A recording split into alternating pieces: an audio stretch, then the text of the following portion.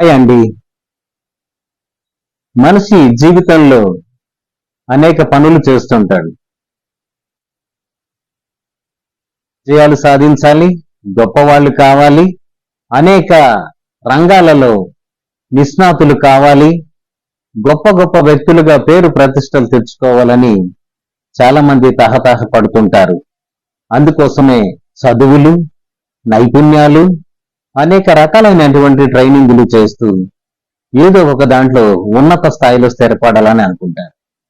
అయితే ప్రతి వ్యక్తి జీవితం కూడా కష్టాలు సుఖాల మయంతో ఉంటుంది. అందుకే పెద్దలు అంటారు, అది దాటాలంటే కాళ్ళు తడవాలి, జీవితం గడవాలంటే కళ్ళకు నీళ్లు రావాలి అని. కష్టాలతో పాటుగా సుఖాలు ఉన్నప్పుడు సంతోషపడటము, కష్టాలు వచ్చినప్పుడు బాగా కుంగిపోవటము అనేది సరైనటువంటిది కాదు. కష్టాలు వచ్చినప్పుడు వాటిని నేర్పుతో ఓర్పుతో గెలవాలి, గెలిచి సాధించాలి. కష్టాలు వచ్చినప్పుడు లేక సమస్యలు ఎదురైనప్పుడు చాలా మంది ఎలా ఉంటారంటే భయంకరంగా వణికిపోతారు. అమ్మో కష్టం వచ్చింది, ఇంకా ఎలా చేయాలి, ఏం చేయాలి అని గబగబా ఆతృత పడిపోతారు. అంతేకాదు, వాళ్ళు ఆతృత పడటమే కాకుండా కుటుంబ సభ్యులను కూడా ప్రశాంతంగా ఉంచరు. అన్నం తినరు, నీళ్లు తాగరు, నిద్రపోరు. భయానకమైనటువంటి వాతావరణాన్ని ఇంట్లో కల్పిస్తారు. ఇది ఒక రకమైనటువంటి కేటగిరీ. ఇక రెండో కేటగిరీ వాళ్ళు ఎలా ఉంటారంటే, ఏదైనా సమస్య వచ్చినప్పుడు వాయిదా పద్ధతి ఉంది దేనికైనా, కాబట్టి ఈ సమస్యను వాయిదా వేస్తే పోలా అని చెప్పేసి ఆ సమస్యను వాయిదా వేసి వాళ్ళ పనేదో వాళ్ళు చూసుకుంటుంటారు.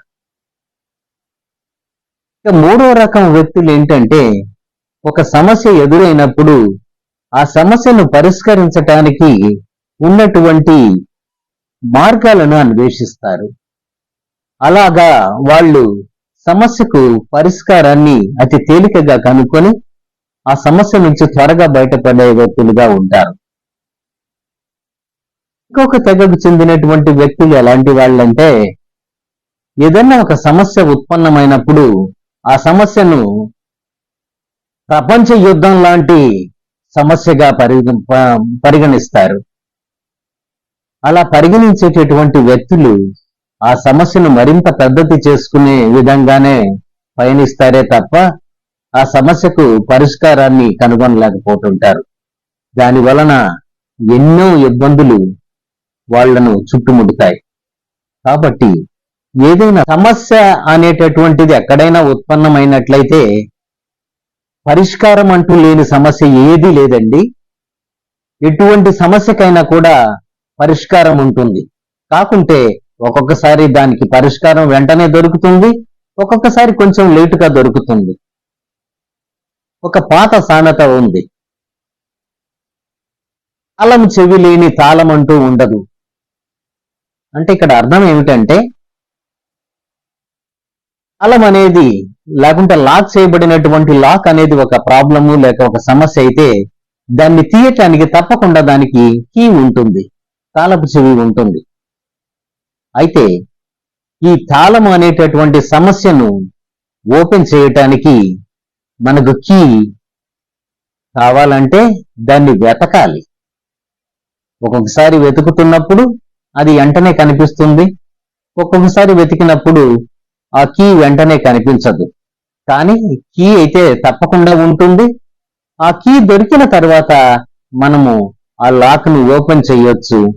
ఆ సమస్యకు పరిష్కారం అనేది అక్కడే లభిస్తుంది. కాబట్టి ఇట్ ఈస్ వెరీ సింపుల్.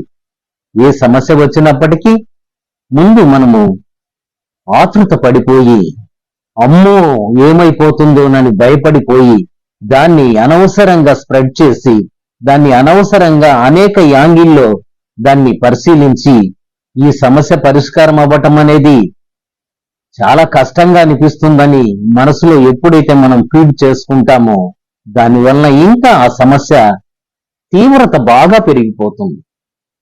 సమస్య అనేటటువంటిది చిన్నది కావచ్చు, పెద్దది కావచ్చు. తప్పకుండా ఆ సమస్యకు సొల్యూషన్ అనేటటువంటిది ఉంటుంది. ఈ ప్రకృతిలో ఉండేటటువంటి గొప్పతనం ఏమిటంటే ఎటువంటి సమస్యకైనా కూడా పరిష్కారం ఉండటమే. పరిష్కారం లేని సమస్య లేదని మనం ఇంతకు ముందే చెప్పుకున్నాం. కాబట్టి సమస్య వచ్చినప్పుడు సావధానంగా ఉండాలి, నిదానంగా ఉండాలి, కూలుగా ఉండాలి, జాగ్రత్తగా మనకు మనం ఒకచోట కూర్చొని ఆలోచించాలి, పెద్దవాళ్లతో అనుభవజ్ఞులతో డిస్కస్ చేయాలి, ఆ సమస్యతో సంబంధం ఉన్నటువంటి వాళ్లతో డిస్కస్ చేయాలి. ఒకవేళ మన కుటుంబ సమస్య అయితే కుటుంబీకులతో, కుటుంబ సభ్యులతో దాన్ని డిస్కస్ చేయాలి. అలా డిస్కస్ చేసినప్పుడు మనము ఓర్పుతో, నేర్పుతో ఆ సమస్యను మనము జయించవచ్చు. కాబట్టి ఏ సమస్యకైనటువంటి పరిష్కారమైనా సరే మనకు అందుబాటులోనే ఉంటుంది. కాకుంటే దాన్ని కనుగొనటంలోనే కొంచెం టైం తీసుకుంటుంది. కాబట్టి ఏ రంగంలోనైనా మీరు జాగ్రత్తగా గమనించండి. అది కుటుంబ సమస్య అయినా, ఉద్యోగ సమస్య అయినా, ఆర్థిక సమస్య అయినా, చదువుకు సంబంధించిన సమస్య అయినా, ఉద్యోగాన్వేషణ సమస్య అయినా, ఏ విధమైనటువంటి సమస్య అయినా కూడా తప్పకుండా మనకు సొల్యూషన్ దొరుకుతుంది.